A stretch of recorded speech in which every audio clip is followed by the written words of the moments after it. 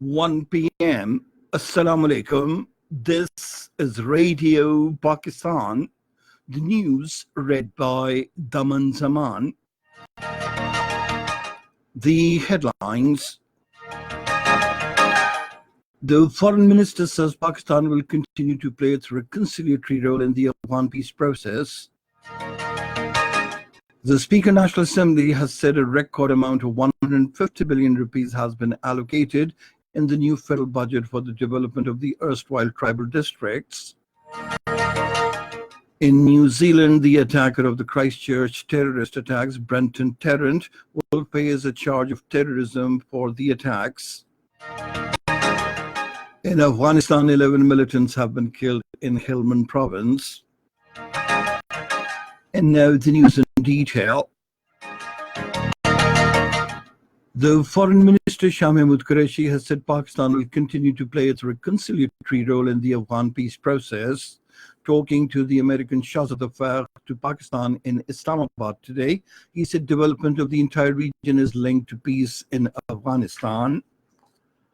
Prime Minister Imran Khan will represent Pakistan at the 19th meeting of the Council of the Heads of State of the Shanghai Cooperation Organization, beginning in Bishkek, Kyrgyzstan today. The Kyrgyz President Suranbay Jeenbekov has extended the invitation to Prime Minister to attend the two-day summit. The Prime Minister will address two sessions of the meeting. A number of decisions will be approved by the leaders, besides signing of agreements to intensify cooperation in diverse fields. The Prime Minister will have bilateral interaction with other participating leaders on the sidelines of the forum. The Speaker of National Assembly, Asad Kasser, says a record amount of 150 billion rupees has been allocated in the new federal budget for development of the tribal districts. Addressing a function in Swabi, he said a special package will also be announced to promote trade and business activities in the tribal areas. He said a new grid station will be constructed in Swabi at a cost of 6 billion rupees.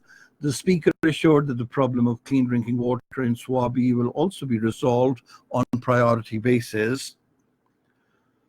The United Nations Development Programme will convene donors' conference to seek their help for implementation of Prime Minister Imran Khan's initiatives for the youth. An understanding to this effect came during a meeting in Islamabad between Prime Minister's Special Assistant Usman Dar and the resident representative of the United Nations Development Programme, Ignacio Artaza. Usman Dar briefed Ignacio Artaza on various initiatives of the Prime Minister's Kamyab Jawan program and discussed strategic partnership and technical and financial assistance for their implementation. The American naval ship Mason visited Karachi and received traditional welcome. During the visit, the crew members of both the ships from both the countries exchanged views on professional matters, including holding different activities. The Seastrom Vayu has intensified in the Arabian Sea and converted into a tropical cyclone. The Met Office has issued heat wave alert in the coastal areas of Sindh, including Karachi. Talking to Radio Pakistan Karachi correspondent today, the spokesman of the Met Office said the storm is 540 kilometers away from Karachi in southeast, and no area of the country's coastline is under threat with the sea storm. He said scattered heavy rain is expected with dust thunderstorm in 3 districts of Sindh, including Tharparkar, Badin, and Thatta, from this evening to the next 3 days. To a question, the spokesman said Karachi is in the grip of strong heat wave and it will continue till Sunday. Indian authorities have blocked a prominent human rights group from holding an event in the Indian-occupied Kashmir to release a report regarding human rights violations in the held territory. The report, titled Tyranny of a Lawless Law, Detention Without Charge or Trial under the Public Safety Act, was later released online. The report documents human rights abuses in occupied Kashmir by the Indian authorities. The 35-page report analyzed cases of 210 detainees held under the Jammu and Kashmir Public Safety Act, terming the act as a draconian legislation. The report says it circumvents the criminal justice system in occupied Kashmir to undermine accountability, transparency, and respect for human rights.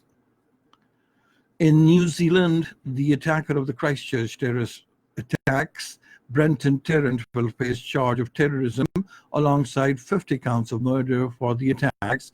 He will be charged under a terrorist act tomorrow on appearance before the Christchurch High Court.